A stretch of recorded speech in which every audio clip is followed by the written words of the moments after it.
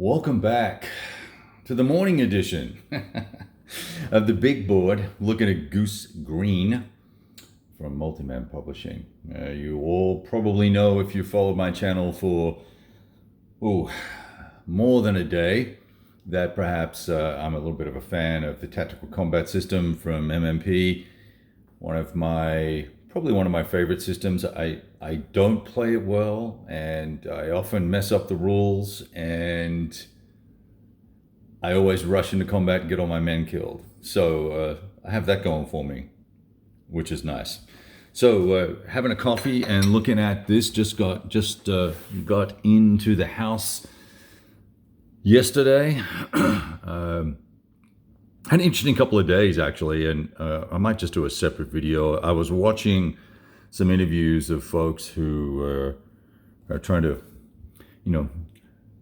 move and manipulate the wargame world, and I think I've got some interesting commentary to share about some of that. I think they kind of hung themselves by their own petard, or whatever it is you use. Petard or Picard? No, Picard's the actor, right? Or the character. Anyway, Goose Green. We're going to have a little bit of a deep dive on this at the moment. I'm going to show you the counters. We'll look at the map. We'll look at the custom rules, the specific rules for the module, and we'll kind of go from there and see what's going on. This is going to be the definitive. There's your counter sheet. The definitive game for you to learn the system, because you're not going to have to be traumatized by the line of sight rules. You're not going to be have to manage and work out how to use armor. You will have to do a little bit of air if you get really lucky. There's some nifty little luck-based rules in this particular module that will add to replay value, but I'm going to guess ultimately be ineffective. So we'll see what happens with those things. We'll talk about those in a minute. Now, one thing, so Goose Green, Falklands, modern, it's all infantry all the time. You've got second para yomping across the, let's call it the moors. I'm sure there's a more appropriate Argentinian term for it, but you've got them yomping across the hills and fields, right? This is your map here. We're talking about a 30-meter elevation here. Down to sea level. The Darwin settlement here on the right, Darwin Hill, our erstwhile heroes of the Commonwealth come in up top of the map. It's a one map game. I'll just show you that there. So this is where some of the entry points will probably be. There's on-map minefields that have a very low percentage chance of actually doing anything because they're installed by Argentinians incorrectly. So you got that going for you, which is nice. Terrain effects table, pretty straightforward stuff. The weather table, which for the first time they've gone with kind of photorealistic stuff. Not a super big fan of that. There's rolls that need to be made for weather, and then there's this visibility business that is a key part of the TCS system, and adjustments will therefore need to be made based on the weather for artillery. We'll have a look at some of this stuff in a second. We'll get into that. Morale is a key factor in all of the TCS games. And I'm not going to bore you with the details of why and how. We can maybe look at that at some other point when I start playing. And hopefully I'll be able to do some more extensive video on this.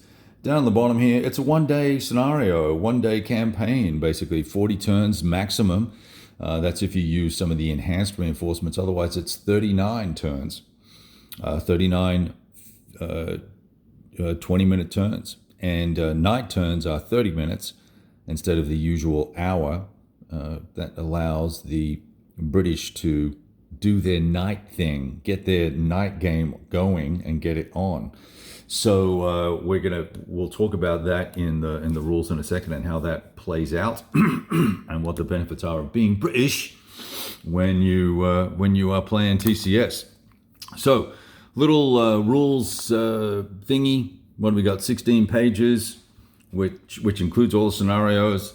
All the counters are right here, ready to be clipped. So let's have a look at some of these. So these are the Argies here. You can see they've got 2 firepower and very, very high morales, which is really bad. And then you've got some AA guns.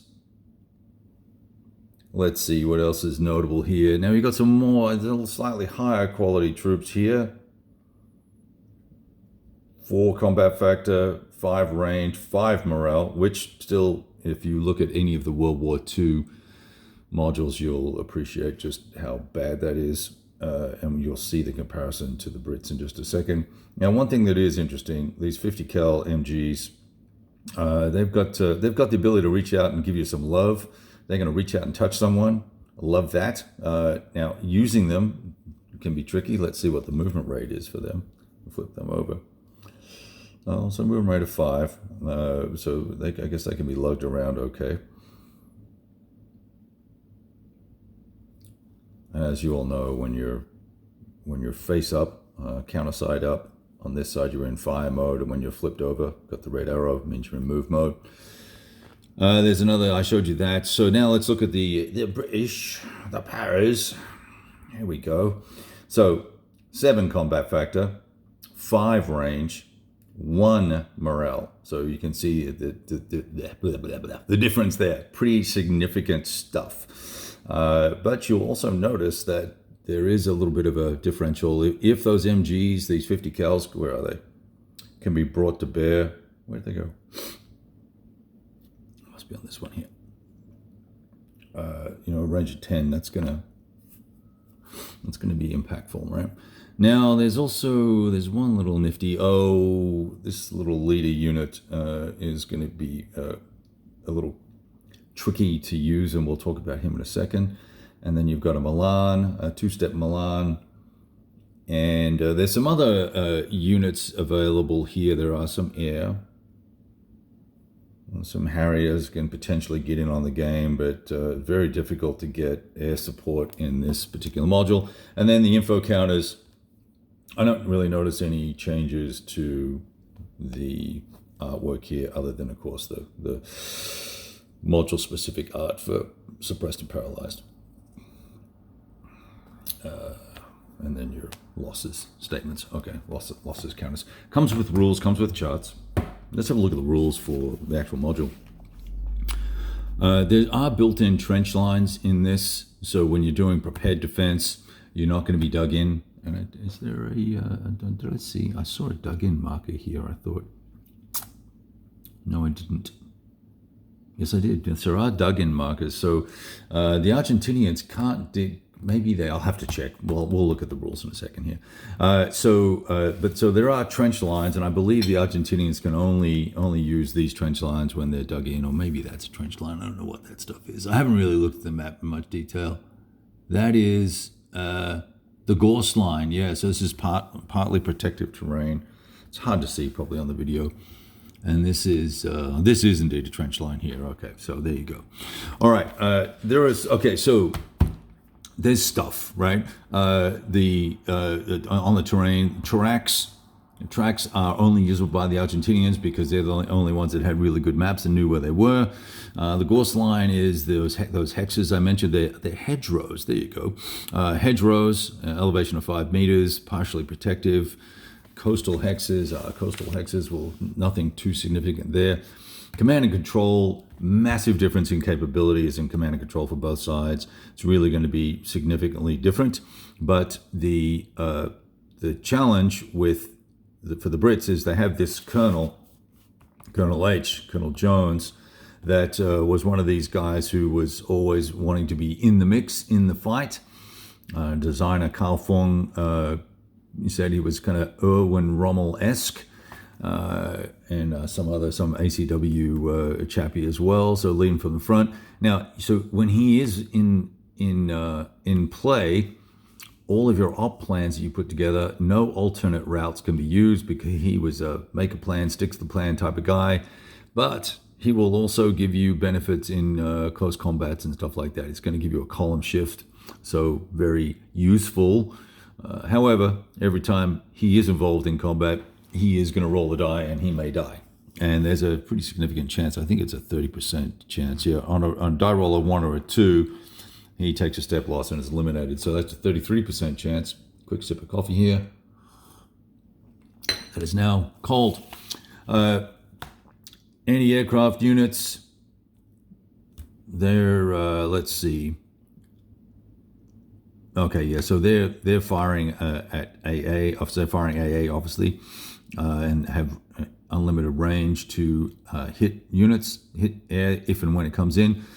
Mines, I mentioned they were relatively ineffective. I don't think we need to get into that too much. There's paratrooper morale. Now, here's the interesting thing that I wanted to mention about nighttime. The reason why the turns are 30 minutes and not an hour is that you are not going to receive the penalty to your morale for fighting at night. The paras are well trained for night fighting and will not suffer any morale deficiencies if they fight at night. Limited ammo. So this whole Argentinian Falklands invasion was really kind of a shit show for both sides, and getting ammo and getting resources on the ground was particularly challenging, and getting supporting fires was challenging. The artillery, offshore artillery from ships, naval guns wasn't very timely or helpful, and there were breakdowns, and couldn't get the little scimitar vehicles on the ground either. So there are actually limited shots for your mortars and for your ATGMs, which can be direct fired as an HE asset, which they were done. That was done quite often in the actual battle. There's some rules about the ATGMs, close air support. You're rolling dice to get these guys in. It's difficult. You've got to do this whole ocean weather nonsense, and then on a 1 or a 2, so you've got a 33% chance that the weather is going to be fine out in the ocean and your aircraft are going to come in, and if it's not, that uses up the mission. So we can basically say there will be no air support, basically, because you're really going to be pushing it uphill. Let's see. I'm looking here now at the table. Yeah, on a 2d6, 2 through 4 is going to be clear weather.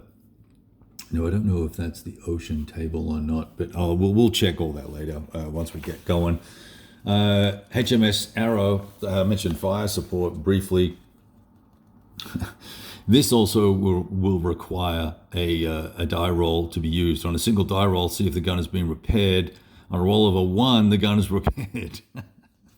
Okie dokie, thanks for playing. So we can imagine 1 chance in 6 every turn to see if that sucker is available. Fire support comes from a partial battery and some 81mm mortars. We can't fire on the townships, no indirect fires on the townships, so everything's going to have to be kind of taken by close assault.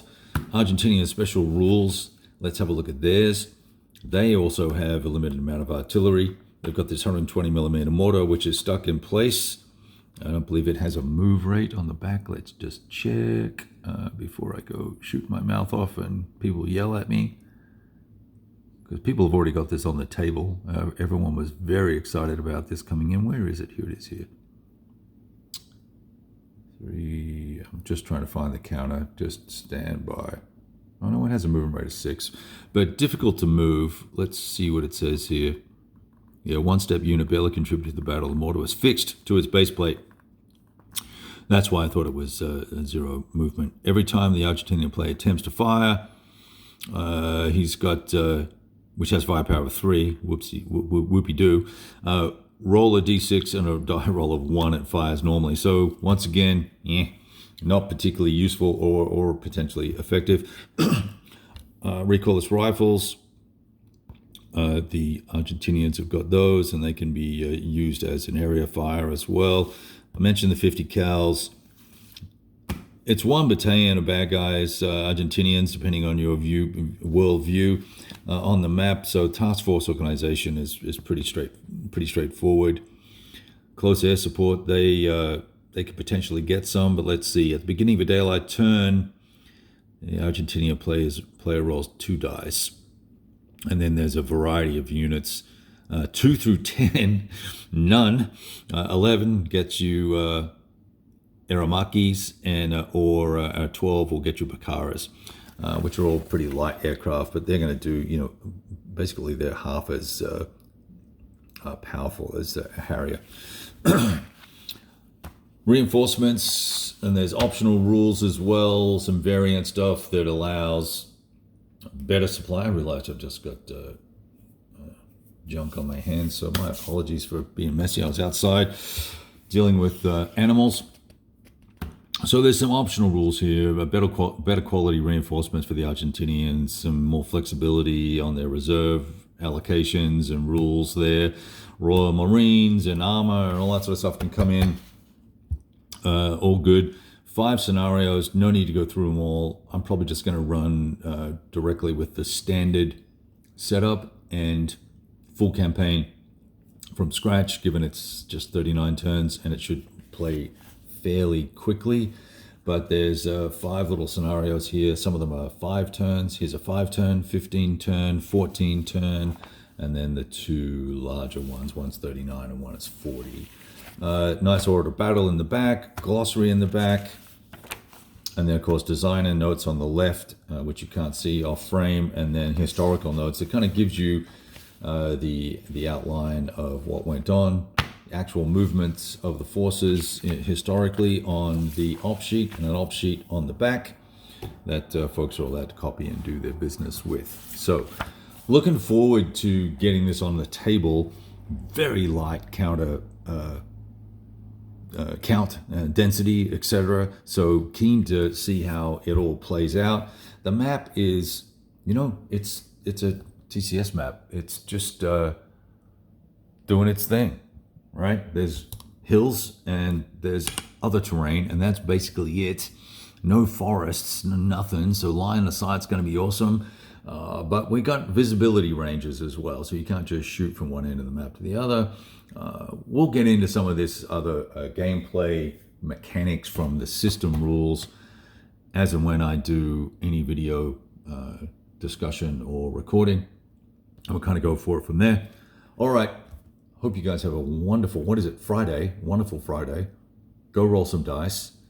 Don't watch videos. Don't watch me. Go set a game up and play. All right. Happy days.